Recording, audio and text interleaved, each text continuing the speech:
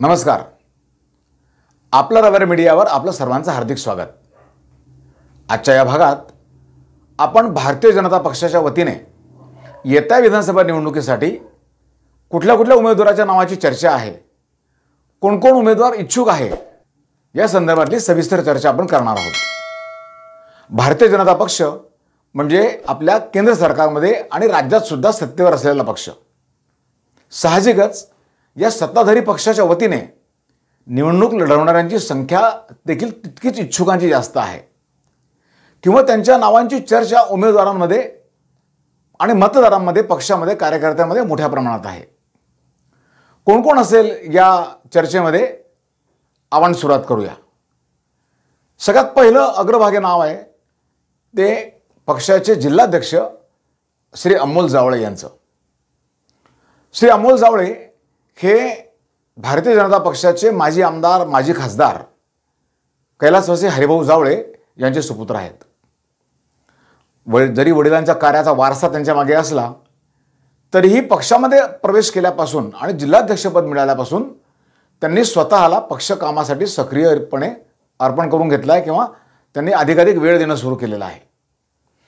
अनेक विविध विकास कामं या मतदारसंघामध्ये रावेर लोकसभा आणि रावेर विधानसभा मतदारसंघामध्ये आणण्यासाठी त्यांनी प्रयत्न केलेले आहेत आणि ग्रामविकास मंत्री गिरीश महाजन, उपमुख्यमंत्री देवेंद्र फडणवीस यांच्या माध्यमातून अनेक विकास कामांसाठीचा निधी त्यांनी या रावेर विधानसभा मतदारसंघासाठी आणलेला आहे हे नक्की. लोकसभा निवडणुकीमध्ये त्यांच्या प्रचाराचा अनुभव त्यांना मिळाला आहे, मतदारसंघाची त्यांचा परिचय आहे आणि सगळ्यात महत्त्वाची गोष्ट म्हणजे लोकसभा निवडणुकीच्या निमित्ताने त्यांनी आपल्या मतदारसंघामध्ये प्रत्येक गावात जाऊन कार्यकर्त्यांशी संपर्क साधला आहे आणि आता निवडणूक जवळ येते म्हटल्यानंतर त्यांनी सुद्धा आपला मतदारसंघातला संपर्क वाढवला आहे. पक्षशिस्तीचा भाग म्हणून अमोल जावळे असतील किंवा अन्य इच्छुक उमेदवार असतील, हे मी इच्छुक आहे असं म्हणत नाहीत. हे तेवढंच खरं असलं तरीही उमेदवारी आपल्याला मिळावी किंवा मिळाली तर संपर्क असावा आपल्या मतदारांशी, म्हणून अमोल जावळे यांनी सुद्धा अन्य इच्छुकांबरोबर आपला मतदारसंघामधला संपर्क वाढवला आहे, गाठीभेटी वाढवलेल्या आहेत हे मात्र निश्चित. भारतीय जनता पक्षाकडून रावेर विधानसभा मतदारसंघात उमेदवारी मिळेल अशी ज्यांच्या नावाची चर्चा आहे त्यातलं दुसरं नाव आहे ते डॉक्टर कुंदन फेगडे यांचं. कुंदन फेगडे हे यावल शहरातले रहिवासी आहेत. ते गायनाकोलॉजिस्ट आहेत, एक युवा चेहरा आहे, राष्ट्रीय स्वयंसेवक संघाचे अतिशय निष्ठावान अशा प्रकारचे कार्यकर्ते आहेत.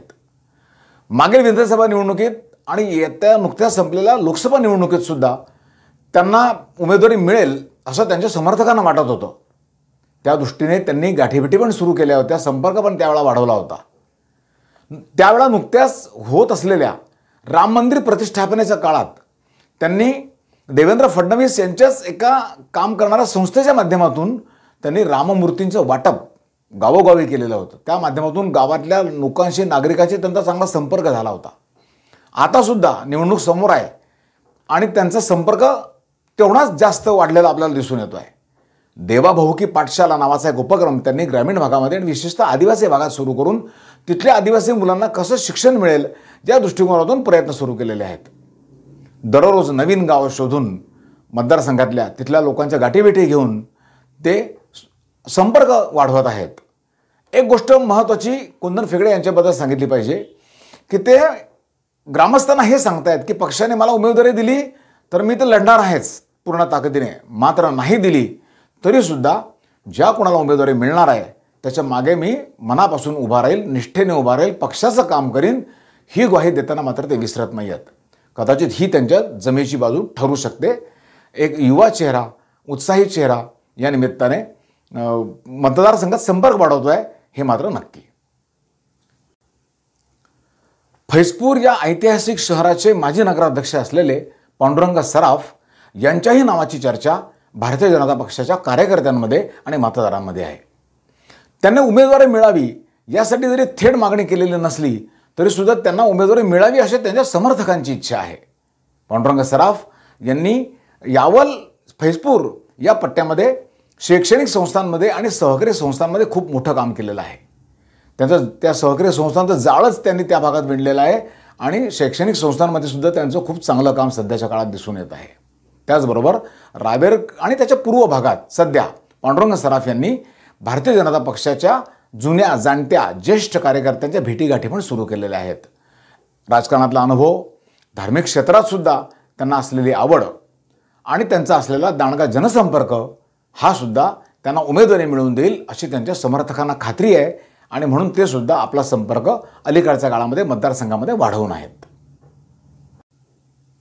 रावेर विधानसभा मतदारसंघातून भारतीय जनता पक्षाचे संभाव्य उमेदवार म्हणून पुढच्या नावाची चर्चा येते भरत महाजन यांच्या. भरत महाजन हे भारतीय जनता पक्षाचे एक युवा कार्यकर्ते आहेत. भारतीय जनता युवा मोर्चाच्या माध्यमातून काम सुरू केलेला हा एक युवक कार्यकर्ता आधी तालुकाध्यक्ष नंतर जिल्हाध्यक्ष म्हणून त्यांनी काम पाहिलं. यावल पंचायत समितीवर भारतीय जनता पक्षाचा पहिल्यांदा झेंडा फडकला त्यावेळी देखील भरत महाजन हे पहिले सभापती त्यावेळा तिथे झाले होते. त्यानंतर 2 वेळा जिल्हा परिषदेवर भारतीय जनता पक्षाच्या वतीने त्यांनी प्रतिनिधित्व केलेलं आहे. पक्षाच्या राज्यस्तरीय विविध समित्यांमध्ये आणि जिल्हास्तरीय समित्यांमध्ये अतिशय सक्रिय काम भरत महाजन हे करतायत. त्याचबरोबर विविध कमिट्यांमध्ये काम करून जनसंपर्क अलीकडच्या काळात वाढवून जर त्यांना उमेदवारी मिळाली तर त्यांचे संपर्क या मतदारांशी असावा म्हणून अलीकडच्या काळात त्यांनीही आपला जो संपर्क आहे तो तळागाळापर्यंत आणि विशेषतः युवा कार्यकर्त्यांपर्यंत वाढवला आहे असं दिसून येत आहे. भारतीय जनता पक्षाच्या वतीने ज्या इच्छुकांच्या नावाची चर्चा आहे त्यात एक नाव आहे डॉक्टर केतकी पाटील यांचं. केतकी पाटील या आपले वडील आणि माजी खासदार डॉक्टर उल्हास पाटील यांच्याबरोबरच लोकसभा निवडणुकीच्या थोड्या आधीच्या काळामध्ये भारतीय जनता पक्षात ते प्रवेश त्यांनी केलेला आहे, तो काँग्रेस पक्षातून. नंतरच्या काळात त्यांनी निवडणुकीमध्ये सक्रिय अशा प्रकारचा पक्षाचा प्रचार केला. विशेषतः युवकांमध्ये आणि युवतींमध्ये मिसळून त्यांच्याशी संपर्क वाढवण्यामध्ये केतकी पाटील यांचा मोठा पुढाकार आहे. मागील आठवड्यातच त्यांचा वाढदिवस झाला आणि त्यानिमित्त त्यांनी रावेर विधानसभा मतदारसंघात ज्या पद्धतीने विविध गावांना जाऊन गाठीभेटी घेतल्या त्यावरून त्यांनी पण आपला दावा हा आता मजबूत केला आहे किंवा त्यांची पण इच्छा ही निवडणूक लढवण्याची होते असा अर्थ सोयीस्कर अर्थात राजकीय निरीक्षकांनी काढला आहे. वावगं त्यात काही नाही आहे. त्याही रावेर तालुक्यातल्या विवरा येथील रहिवासी असल्याने आणि त्यांचा संपर्क हा रावेर विधानसभा मतदारसंघात पण तितकाच असल्याने त्या देखील आपली इच्छा जी आहे विधानसभा निवडणूक लढवण्याची ती व्यक्त करतायत आणि जनतेकडून त्यांना समर्थन मिळते असा त्यांच्या समर्थकांचा दावा आहे.